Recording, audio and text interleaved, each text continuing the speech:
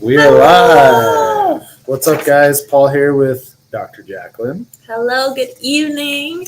Monday evening. Yes, we're doing this a day early. We are headed out for our family vacation, so we wanted to make sure we got our weekly video in. Normally, we're going to be doing Tuesday nights, but we're going to... 2 videos in one day. I know. awesome. Watch out. We're rocking all the videos. If you guys have any feedback on what you'd like to see more of, I posted something the other day. We've got a few inputs, so we're definitely taking that. Somebody wants to see us get kicked out of Costco, right? Right. So we'll definitely get on the Costco trek and trip for you guys. And tonight's just kind of about topics that we have seen consistently be brought up. Consistently also have a lot of myths and bad information attached to them. Well, it's kind of it's kind of pissing me off, to be honest with you guys. So yeah, every year in May, before my birthday, I usually run a gamut of panels, and for whatever reason this year, I'm just so tired of seeing all this crap about hormone replacement therapy and low T. I mean, hell, like I'm even getting ads on Instagram, and like you could literally go order testosterone off Instagram right now. So it's actually really just pissing me off, to be honest with you, because and actually one of the guys in my coaching group actually got hurt pretty bad. It's a really scary story. Yeah, I just showed Jacqueline the story, and I mean, he like went to the ER a couple times, and we'll get into that in a little bit. But anyway, I think what we should do, hon, is maybe start off with what circumstances is hormone replacement therapy needed? Yes, because there are circumstances. Let's kind of do. So, hey guys, you see a couple of you popping on. Feel free to, again, interact with us, leave some comments. Let us know where you're watching from. Let us know where you're watching from. So let's talk times when testosterone or for, women, usually it's a mix of things, progesterone, estrogens, testosterone. Like, when is that acceptable? And so let's start with women. So I have a patient who is a little bit older than me, and they ripped out her uterus. She is literally about 1 year older than me. They put her into basically menopause as she just turned 38. That is a time where she should absolutely have hormone replacement therapy. Her brain and body think she should be cycling. And it's literally making her feel crazy. And I find it actually irresponsible by the OBGYN that they did not put her on hormone replacement therapy. Like, I was just shocked that's how she came into the office. I literally had a conversation on the internet with someone in my coaching group who is in her late 30s, not on anything, not being monitored. Yes. And she had the same thing. Yeah. So she doesn't have the organs. Yeah. So if you're missing the organs, hey Flash, great to see you. Up, good to see you. If you are missing the organs, especially for women, and you're of a cyclic age.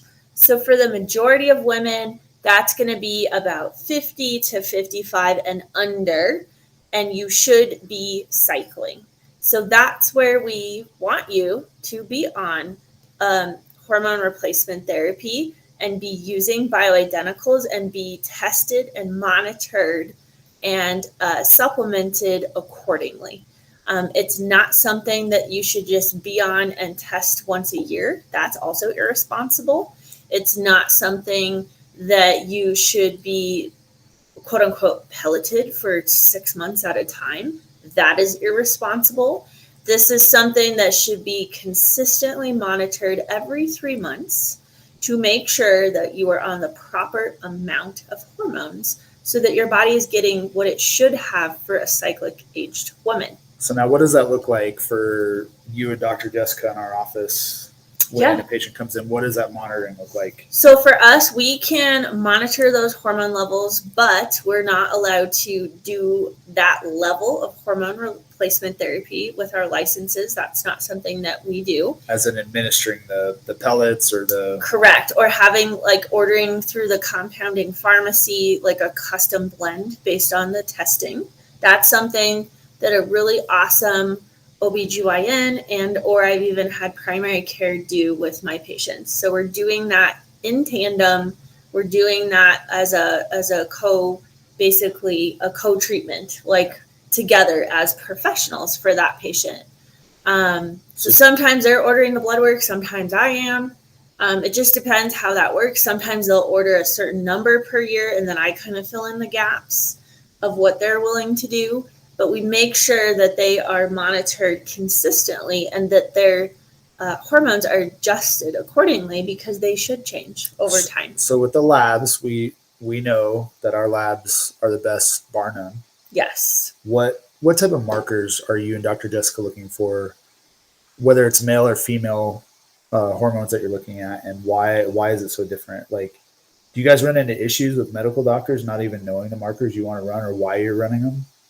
Yes. So I would say a lot of times, for example, they're only wanting to check one of our estrogens for women. They want to check estradiol.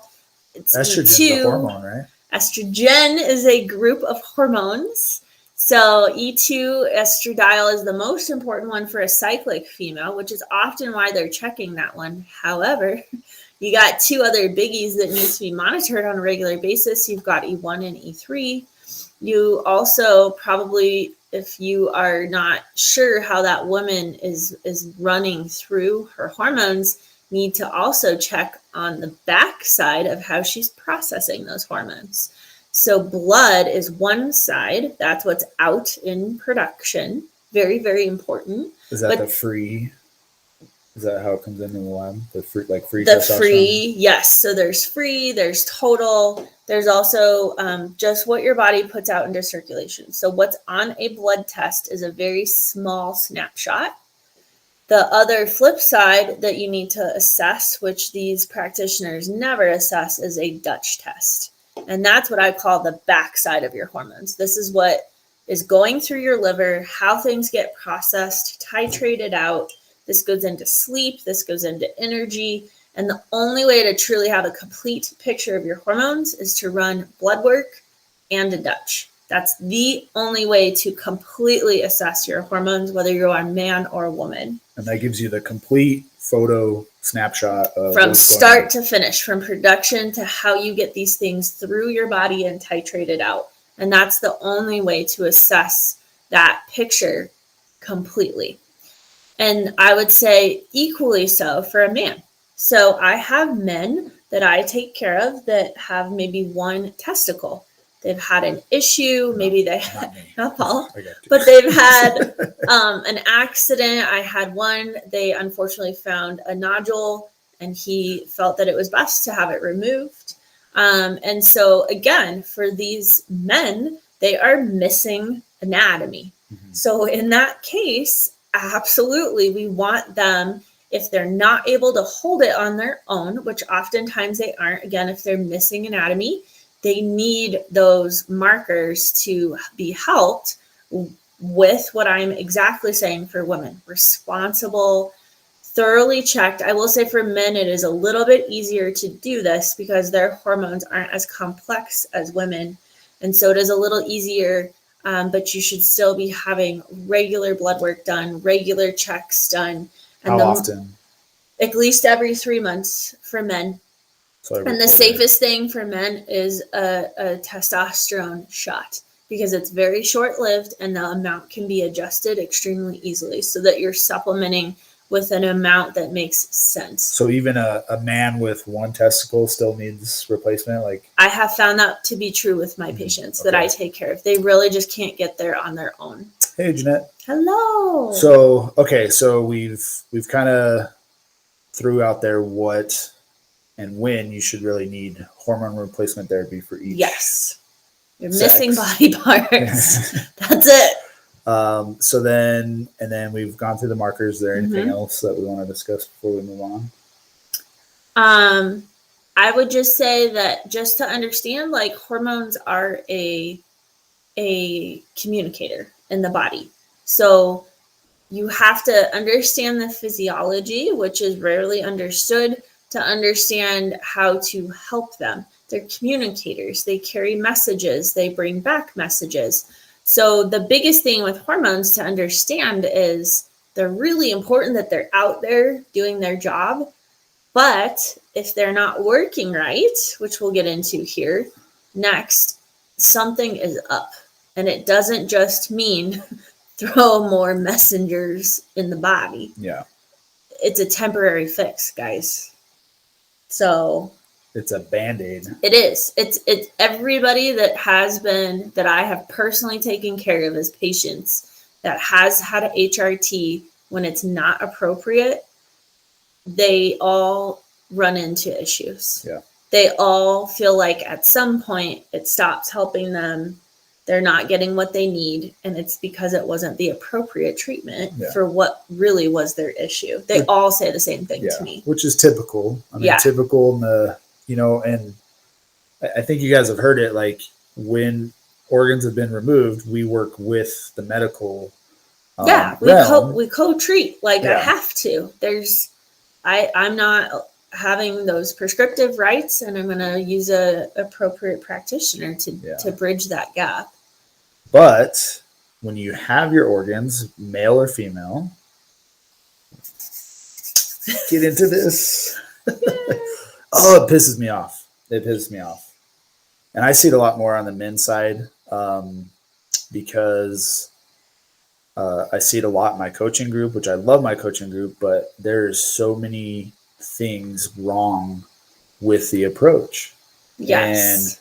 And then, you see somebody on Facebook who's very raw and real and actually stating how they went to the hospital because of not being properly tested.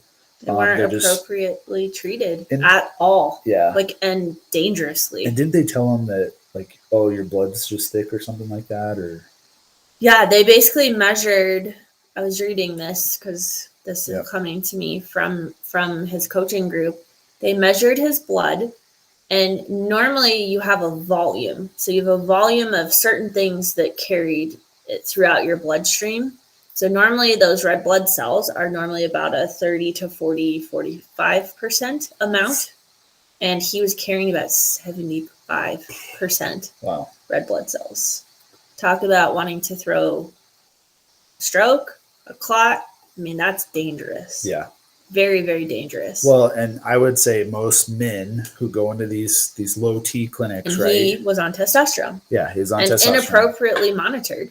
That's irresponsible. Not monitored at all. Yeah, super irresponsible. Yeah, so we see it all the time. You're not really So the one thing that really pisses me off, and Dr. Patrick Flynn has coined this, is just because it's common does not mean it's normal. Yeah. So we hear it all the time. We see it all the time that, hey, men, as you age, your testosterone declines. Bullshit. I call bullshit. I think we're going to start a bullshit series. I think we should. I think we really should. So, but anyway, it is bullshit. And what I've been doing over the past few weeks, because I went and did a live on my personal page about this, because I knew my birthday was coming up. I knew I was going to take these tests. Yep. And I've just been reaching out to those dudes. I was actually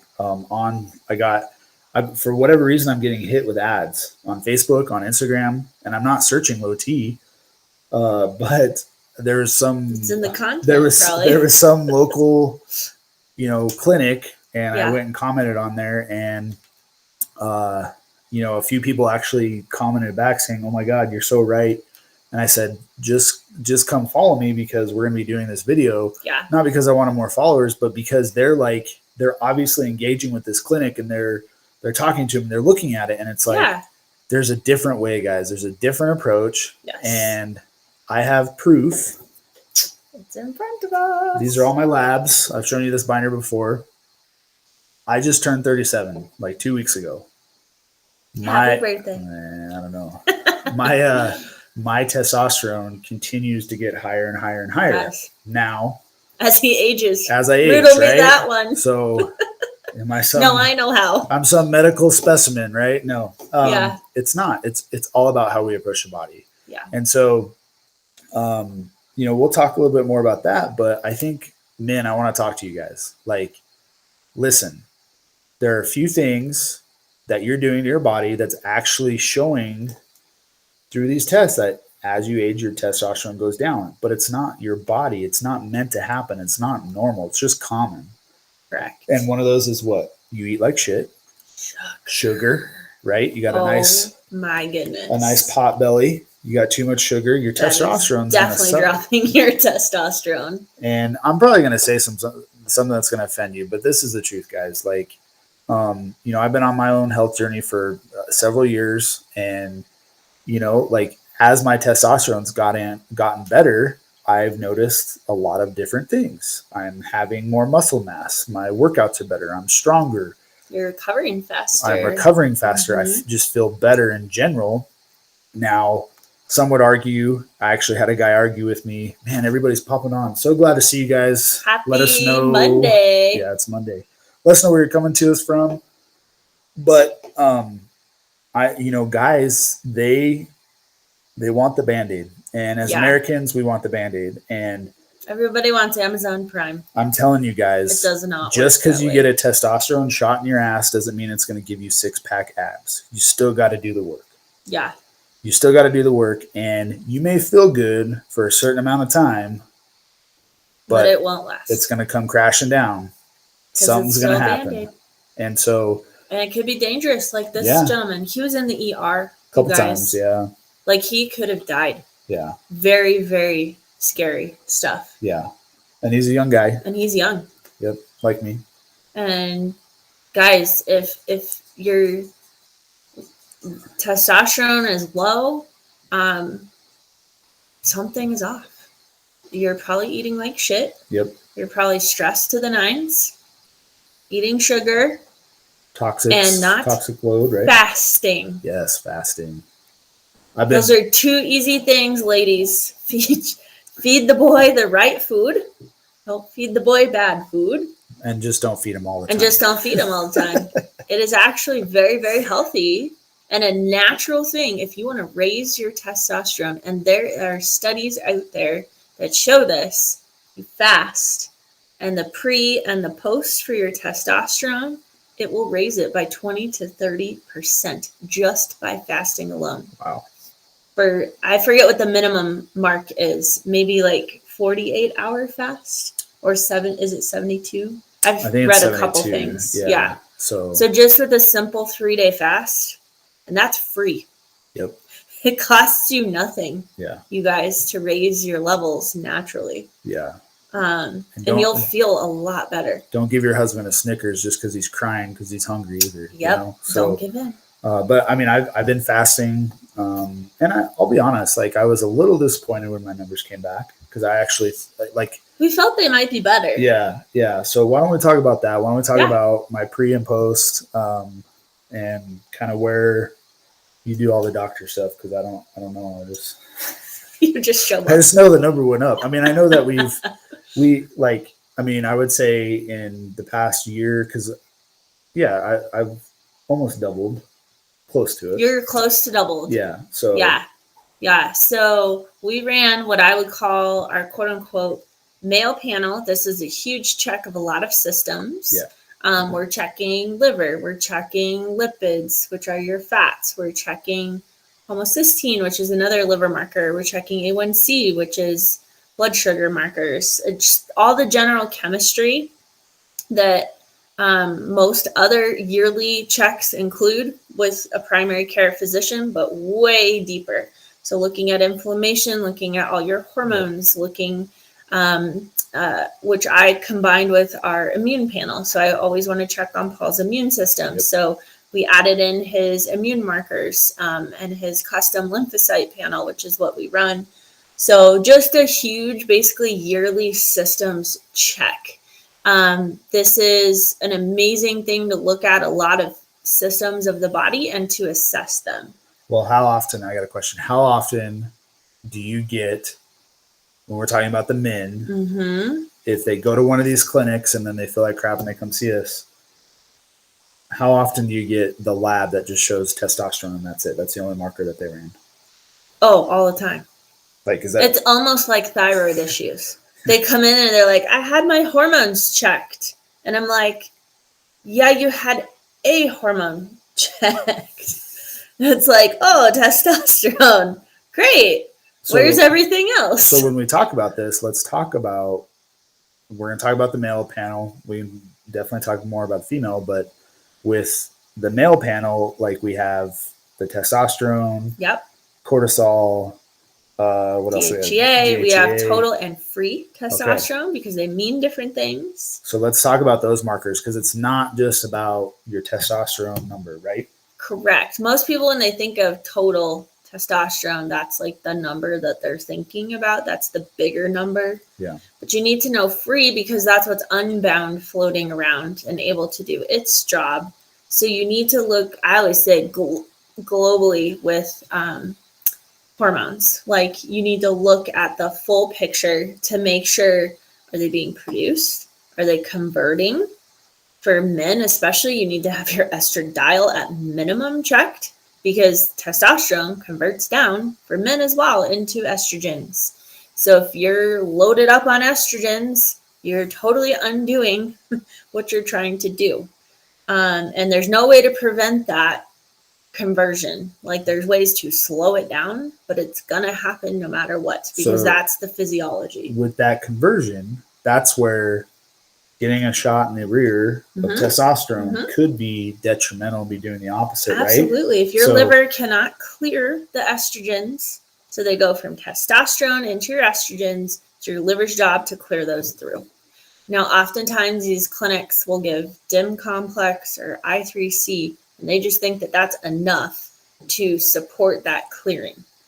When they haven't assessed the liver, they haven't assessed on the backside, like what I'm talking at the Dutch test, just how you process your hormones. And they haven't checked the adrenals. Because again, if cortisol is high, that's also going to slow down the liver. Weird. So you can't just look at one thing. You can't also just assume that because you're boosting one number, you're doing the body what it needs. And then on top of that, for men especially, you know, you really shouldn't ever be above 1200. That is dangerous and irresponsible. Yeah. You might feel good, but that is not what your body naturally should hold. Therefore, you need to look at the global areas of why maybe you can't hold your testosterone. And so the normal range, something's going on. The range is huge, right? They say normal range is like 200 to about, it depends on the lab. Like ours is generally about, we want to see about 350 to 1200 on our lab. Ideally, what I'm looking for as a practitioner is a minimum of 400. That's typically a really good, healthy baseline. And if anything around, 800s, anywhere from 4 to 800, like that is a good, healthy level for a man with our lab. So you can't look at, Quest and look at Access, which is what we run. It's not completely apples to apples. Every lab has their own baseline and benchmark and standards. So you have to kind of take each lab a little bit with a grain of salt. And you have to know that if you're retesting, you got to be using the same lab too, because otherwise that's going to throw you off. So like in my case, we've been working on my liver health for quite some time. A while. Methylation, all that stuff. Yep. And that's why Paul has struggled to hold his testosterone levels. Yeah. Because his body has had a huge toxic load with issues of how he processes things. And so what his body has done is actually lower his testosterone level to take the pressure off of his liver because his liver markers were high and he could not process things very well. So in that case, we always say this as wellness way docs, your body never does anything by mistake. His body was lowering his testosterone to help him. That's what, great which comment. Which is Flash. the right response. It is amazing how fast the body can recover. But I mean, it can go both ways too. It goes both ways. You can damage it by those lifestyle choices and on a daily basis. And toxic load, guys, we're surrounded by it. Ooh, just because it's a cesspool out there. I mean, just touching something that has plastic, receipts. We're inhaling stuff all the time, all the fragrances, all the chemicals. The majority of Americans are eating like crap. Water, like our bodies are bombarded with toxins. So you don't just have to be in a toxic environment, because we already are. We live in a toxic environment, and I mean we're seeing it everywhere. And as Americans, and I think you know this because we've talked about it before, you're not protected. There are thousands of ingredients and chemicals and additives that are outright banned in other countries. Thousands. 100%. And we have none of that here. And I just tell patients, you just have to be extra vigilant for yourself and your family, because the FDA, unlike the European Union, is not looking out for you here, as well as Canada. Canada has very stringent standards on a lot of this stuff. And unfortunately, you're just going to have to do your homework as a consumer here in the U.S. And nor should they, though. Like, it's not the FDA's responsibility. No, but I feel they're not shoveling the McDonald's in your freaking face. No. You know what I mean? Like, I do feel they should do a better job when other countries have a standard. Come on, like, let's just follow suit. Oh, you're gonna get me fired up even more. Yep. So let's not talk about the government. Let's not go there. Okay. So Paul's markers on this, his liver enzymes were gorgeous this time. Best they've ever been, I think. The best that I've seen them in a couple years. I was so excited. His alkaline phosphatase, AST, ALT were beautiful. Homocysteine was not as good. Yep. And we'll get into that later. It's just some stuff we're still working through. But all his liver enzymes were awesome. His GFR, which is a kidney marker, is the highest that I have ever seen it it's the on highest a lab. It's ever been tested. Yes. And so high is good for that marker. You have it in front of you? I don't know. So like this guy is like a lot, like all the stuff in the back is a lot of the fire department stuff they used to make us take. And then the majority of it's a lot of the wellness way. Like I'm very proud of this, because this is like progress. This is the progress and the work that I've been doing. And I've taken a lot of tests the past few years for sure. But yeah, I think normally my GFR would sit in the 60s. I think the highest I ever saw it was 70. And this time around it was like 88 or something like that. Like, something crazy. It was really, really good. So if you guys don't know, like 90 or above is really key for that marker. That's what I would consider a functional level that is healthy and good. So I was like pumped, because we're not super focused on his kidney health, but we are doing glandulars that do contain kidney. And, his body's rebuilding that function. Now, does the fasting or just the overall testosterone play into that at all? Yes, absolutely. So again, part of how you get this stuff out, and when your liver is processing these things, it's going to excrete through your kidneys, so through your urinary system when you're detoxifying things, and through your stool. So, the other small piece is through your sweat, so coming out through your skin. So when you detoxify, all these things have to happen. And so for him, that was a huge plus. His A1C, as it has been typically, looked beautiful. A lot of his immune system markers are like spot on. They're right at the levels that I want to see them at. He's got plenty of cells in every category that I want to see them within. And his testosterone is up to 388. Yep. So it's almost at that 400 benchmark. And his homocysteine was slightly high. So it's just some pieces that we still have to work through for how he processes things, just support him a little bit different. And I think as soon as we get that piece where we would like it to be, his testosterone will go quite a bit higher. Well, so like a year ago when we ran this panel before my birthday, I was in the low... You were in the twos, weren't you? You were low threes? I don't remember what it was last time. it was like 280, I think. Yeah. And then we ran another basic panel, not this huge panel, in December, and it went to like 336. Oh, that's what it was. Yeah, it was a stair step. So now it's definitely. But if I go back to like 2 years ago, it was in the low 200s for sure. So that was right when we were figuring out all the liver stuff and trying to get that back on track. So literally in a year's time, we have upped his testosterone by 100 plus points. Yeah, pretty damn close. Yeah. With zero testosterone given. Yeah. So it comes down to what we're talking about. It's us identifying your individual triggers. Like for him, his stuff is completely different than for me. Like you guys saw that I just ran a Dutch test. I need to work on my hormones again as well. And my stuff is going to be completely different than his stuff. Yeah. And she needs a Snickers bar a lot. Just saying. But we don't need it. So, and every single male that walks through my door, if their testosterone's off, it's all for different reasons. Yeah. So that's where we can't just band-aid them all the same. We would get terrible results if we did that. We have to step in and identify each of their triggers. So we've kind of talked about toxic load. We've talked about eating like crap. Yes. Other than starting to get tested, one of the probably big recommendations for men would be to fast. Yes. And I heard it already. Yeah. So, but this is beyond the intermittent fasting. Yes. Make it tougher for yourself. I've actually learned a lot more because I used to be like, oh yeah, I intermittent fast, and a lot of people actually that fast for 18 hours to do the IF. The reason they see results is not because of what the body's doing. It's because they're not feeding themselves the garbage in the morning.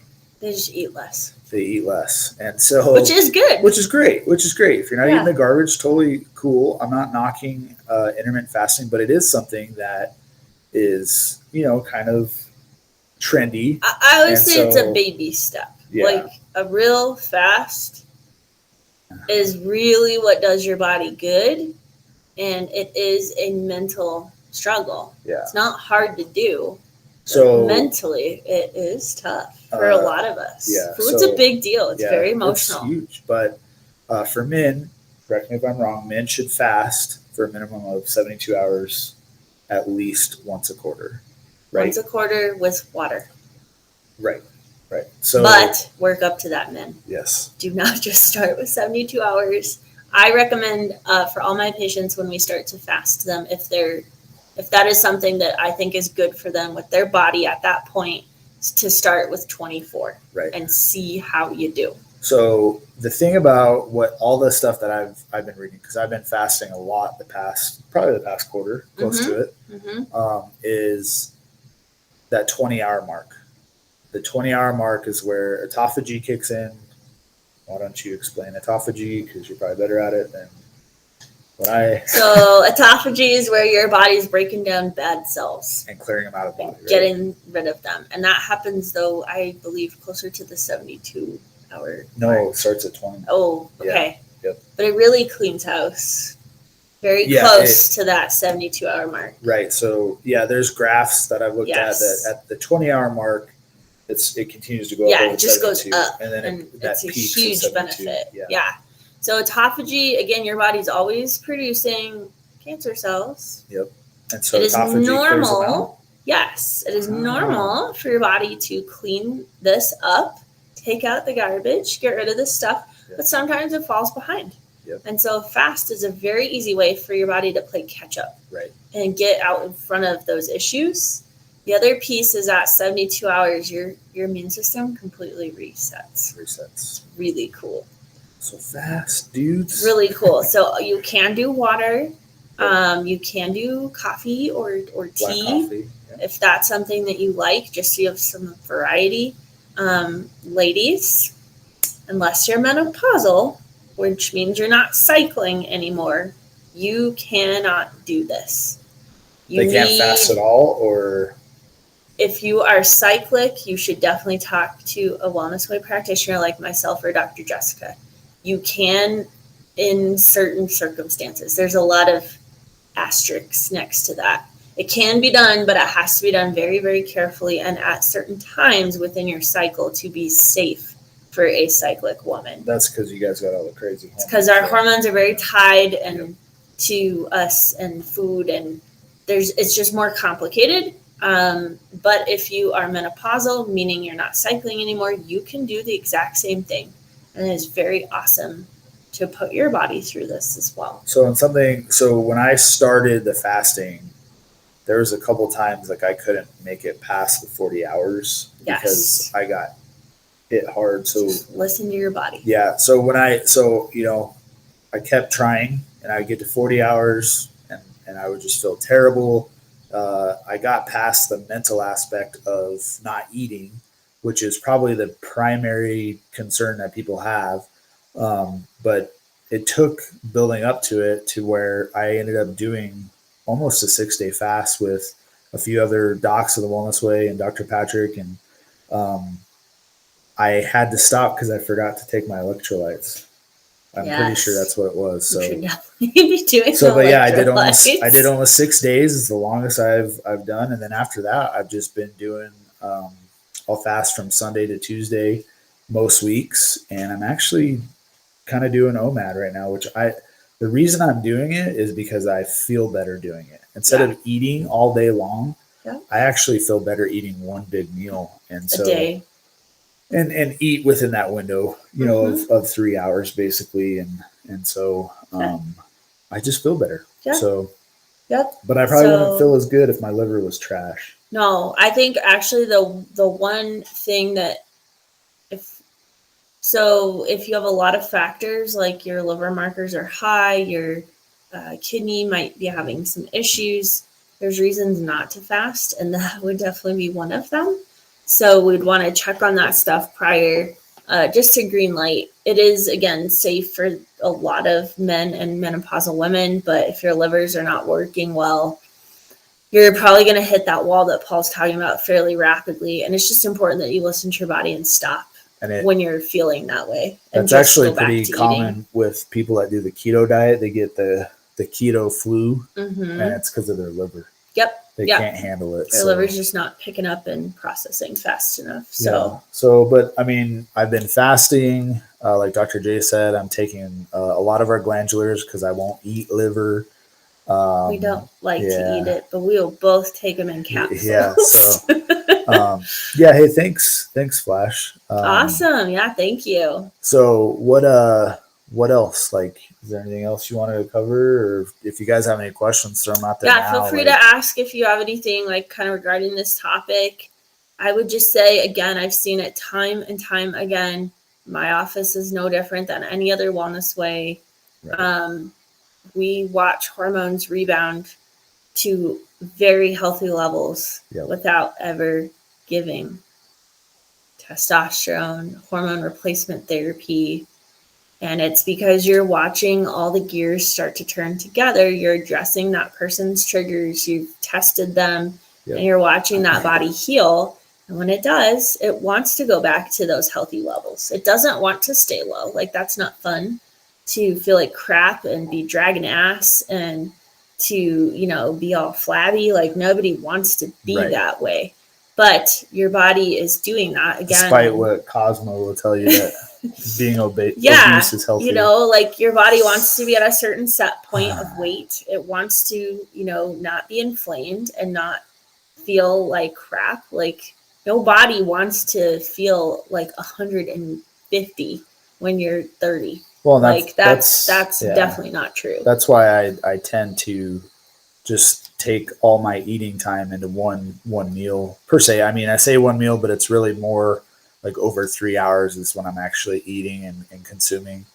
But I just feel night and day. So like, there's usually like Sunday, like I got up, I made hash browns, had sausage, and I just felt sluggish because I got off that. And so I'm doing what works for me, which is that. It doesn't have to be everybody because we're all different, but we just really wanted to just tell you guys to be cautious. Like, like I saw some mom post, like it's her business, but she talked about biohacking your hormones. Like you can't biohack your hormones. Like, yes, you can take a supplement for that might increase your testosterone, but you don't really know. But you watch out for that stuff. Like watch out for biohacking and I mean, it's all just a short-term fix. Yeah. Like at some point, if it does do what it says it's going to do, you're going to realize that the after is not where you want to be, unfortunately. Yeah, definitely Flash. Definitely give us a call or reach out on Facebook or Instagram.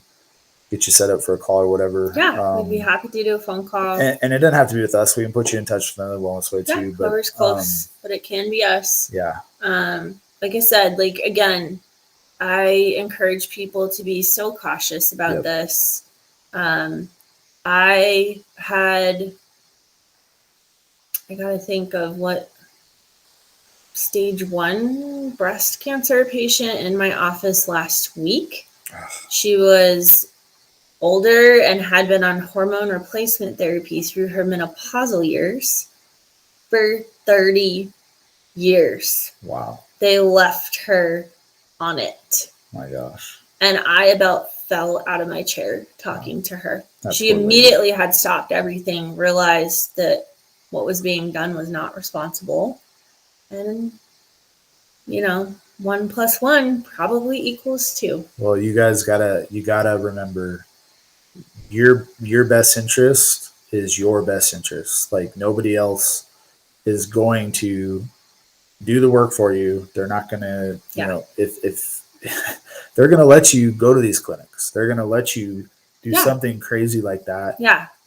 And even though these establishments, including up to the government area, has been put in place, they don't have your best interests at heart. Yeah. They don't. You're a statistic, and doing the wellness way approach to hormones, to thyroid, to cancer, to any of that, it's not a moneymaker. It doesn't make them any money like chemotherapy and all that stuff. If you're you're no longer their customer, guys. Right. The only way that our healthcare system works in this country is by making you a repeat customer. Yep. That's why even with all this HRT, low T stuff, you're constantly in there. Repeat. Yep. Repeat.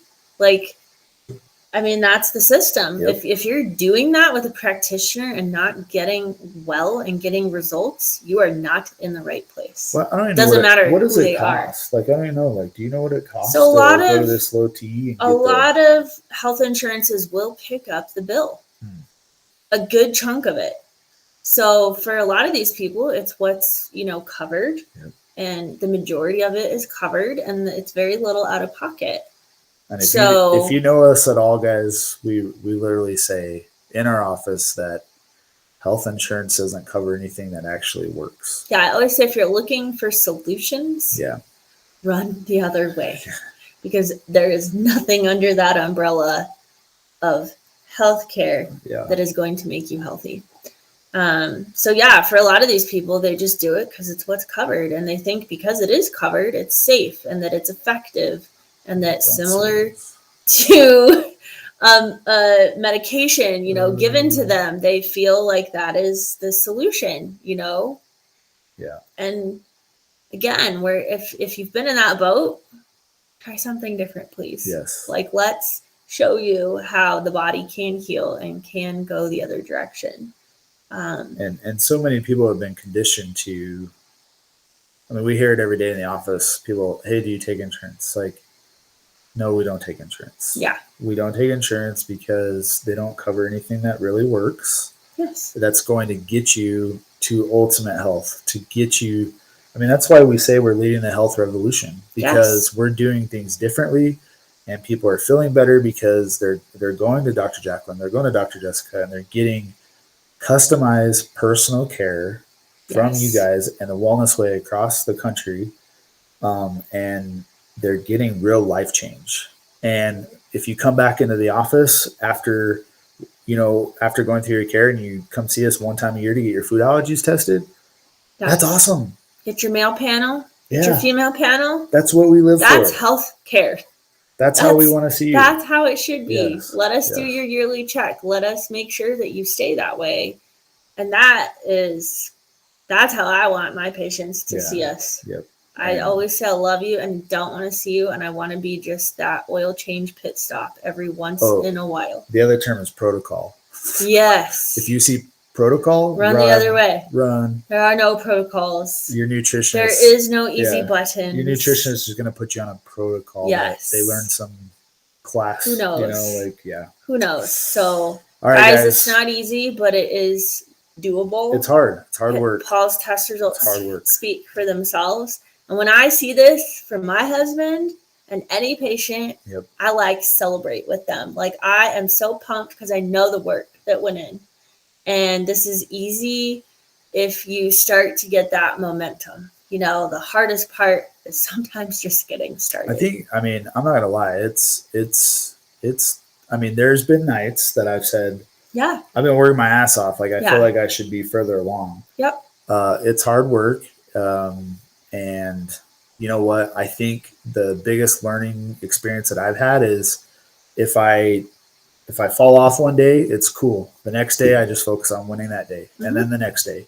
Yeah. And I bounce back quicker and whether it's, And once you're feeling better, like I said, that momentum, once you start to be like, oh my gosh, I have energy all day. Right. Oh, I'm not reaching for my coffee. I don't need a Monster Red Bull. Some of this stuff, you just notice it and you're like, oh, the light bulb goes on. You're like, I'm getting results. Right. I got to keep going. And that momentum builds. Yeah. And it just starts to snowball. And when you're feeling much better, you don't want to go back to feeling like crap. Yeah. Well, nobody does. I'm ready for the beach and the pool.